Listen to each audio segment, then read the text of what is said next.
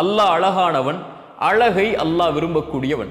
ஒரு மனிதன் தன்னை அலங்கரித்து கொண்டால் மனிதர்களுக்கு முன்னால் கண்ணியத்தோடு அழகோடு அவன் காட்சியளிக்க வேண்டும் என்பதற்காக ஒரு சிரமத்தை எடுத்தால் அல்லாஹ் அந்த மனிதனை நேசிக்கிறான். அதில் பெருமை இல்லாமல், அதில் கண்ணியத்தோடு, அதில் அல்லாஹ்விற்கு நன்றி செலுத்தக்கூடிய தன்மையோடு அது கலந்திருந்தால் அல்லாஹ் அவனை விரும்புகிறான். அல்லாஹுடைய தூதர் ஸல்லல்லாஹு அலைஹி வஸல்லமுடைய அழகை விவரிக்க முடியுமா? எப்போதும் தங்களை அழகிய முறையில் கண்ணியத்துடைய தோற்றத்தில் நறுமணத்தோடு அல்லாஹுடைய தூதர் தங்களை வைத்திருப்பார்கள். நபித்தோழர்கள் சொல்கிறார்கள், சந்திரனை பார்ப்போம், தூதரை பார்ப்போம், சந்திரனை பார்ப்போம், தூதரை பார்ப்போம், சந்திரனை பார்ப்போம், தூதரை பார்ப்போம். சந்திரனின் பிரகாசத்தை விட தூதரின் பிரகாசம் மேலாக இருக்கும் என்று அல்லாஹுடைய தூதர் ஸல்லல்லாஹு அலைஹி வஸல்லம் அவர்கள் சொன்னார்கள். இந்த துன்யாவில் 3 விஷயங்கள் விருப்பத்திற்குரியது. ஒன்று பெண்கள், ஹலாலான முறையில் அல்லாஹ் திருமணம் முடித்து வாழ தகுதியாக கொடுத்த பெண்கள். இரண்டாவது, அல்லாஹுடைய தூதர் ஸல்லல்லாஹு அலைஹி வஸல்லம் சொன்னார்கள், நறுமண பொருட்கள். மூன்றாவது, தொழுகை, அது என் கண்ணின் குளிர்ச்சி என்று அல்லாஹுடைய தூதர் ஸல்லல்லாஹு அலைஹி வஸல்லம் அவர்கள் சொன்னார்கள். அல்லாஹுடைய தூதர் ஸல்லல்லாஹு அலைஹி வஸல்லமுடைய ஆடை, அல்லாஹுடைய தூதர் ஸல்லல்லாஹு அலைஹி வஸல்லமுடைய முடி, இதை வரலாறுகளில் படித்து பாருங்கள்.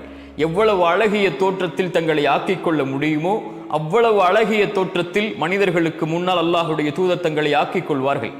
ஆடை அலங்கரிப்பதை அல்லாஹுடைய தூதர் ஒருபோதும் விளக்கியதில்லை, தன்னை நபி என்பதால்.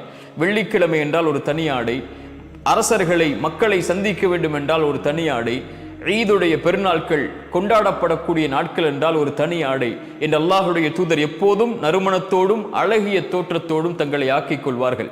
அல்லாஹுடைய தூதருடைய சபைக்கு ஒரு மனிதர் வருகிறார். அவருடைய ஆடை கிழிந்திருக்கிறது.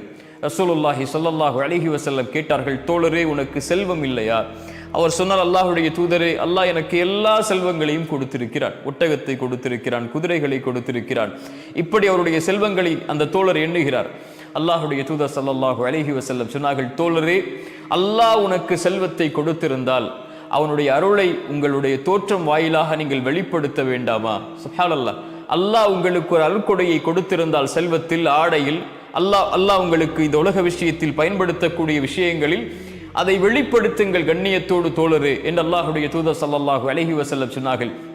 அல்லாஹுடைய தூதர் மேலும் சொன்னார்கள், அல்லாஹ் நேசிக்கிறான், அல்லாஹ் விரும்புகிறான் அல்லாஹுடைய அருட்கொடைகளை வெளிப்படுத்தக்கூடிய மக்களை. வ அம்மா பிநிஅமதி ரப்பிக ஃபஹத்திஸ். குர்ஆன் சொல்லுகிறது, அல்லாஹுடைய அருட்கொடைகளை வெளிப்படுத்துங்கள், அல்லாஹுடைய அருட்கொடைகளை பேசுங்கள். அத்தஹத்துஸு பிநிஅமத்தில்லாஹி ஷுக்ர். அல்லாஹுடைய அருட்கொடைகளை பேசுவது நன்றி என்று அல்லாஹுடைய தூதர் ஸல்லல்லாஹு அலைஹி வஸல்லம் அவர்கள் சொன்னார்கள். தங்களுடைய ஆடைகளை அலங்கரிப்பது ஹலால், அல்லாஹ் அனுமதித்த ஒன்று. அல்லாஹ் அனுமதித்த அலங்காரங்களை மனிதர்கள் மீது யாரால் தடை செய்ய முடியும்? ஒருவர் தன்னுடைய ஆடையை அலங்கரித்துக் கொள்வதோ, தன்னுடைய செருப்பை அலங்கரித்துக் கொள்வதோ, தன்னுடைய வாகனத்தை அலங்கரித்துக் கொள்வதோ, தன்னுடைய வீட்டை அலங்கரித்துக் கொள்வதோ இஸ்ராஃப் இல்லாமல், வீண் விரயம் இல்லாமல், கண்ணியமான முறையில் நன்றி செலுத்தக்கூடிய தன்மையில் செய்தால் அல்லாஹ் ரப்புல் ஆலமீன் அவரை நேசிக்கிறான்.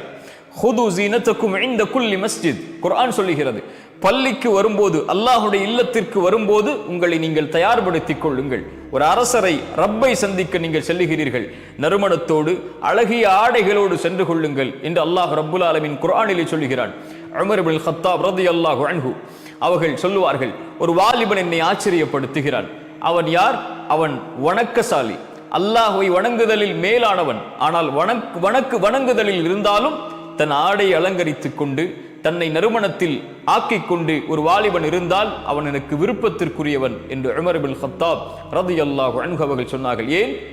வணக்க வழிபாட்டில் இருப்பவர்கள் எல்லாம் ஒரு இழிவான அல்லது கிழிந்த தோற்றத்தில் தான் இருக்க வேண்டும் என்ற ஒரு நடைமுறை இந்த உலகத்தில் இருந்தது.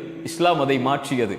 அழகிய தோற்றத்தில், கண்ணியமான தோற்றத்தில், அல்லாஹ் உங்களுக்கு கொடுத்தவற்றிலிருந்து நீங்கள் எதை ஆடையாக அணிய விரும்புகிறீர்களோ எந்த தடையும் இல்லாமல் ஆண்களுக்கு அதை உலக மக்களுக்கு முன்னால் அல்லாஹ்வின் அருட்கொடை இது, அதற்கு நன்றியோடு கண்ணியத்தோடு வெளிப்படுத்துகிறேன் என்று வெளிப்படுத்துவதற்கு அல்லாஹுடைய மார்க்கம் எல்லா உரிமைகளையும் வழங்கி இருக்கிறது.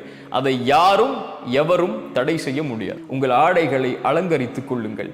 நீங்கள் விரும்பிய முறையில் கண்ணியத்தோடு, மரியாதையோடு, நன்றியோடு, மக்களை தரக்குறைவாக ஆக்காமல் எதை நீங்கள் அல்லாஹுடைய மார்க்கத்தில் எடுத்து செய்தாலும் உங்களை அழகாக்குவதற்கு அல்லாஹ் அதை அனுமதிக்கிறான், அல்லாஹ் அதை நேசிக்கிறான்.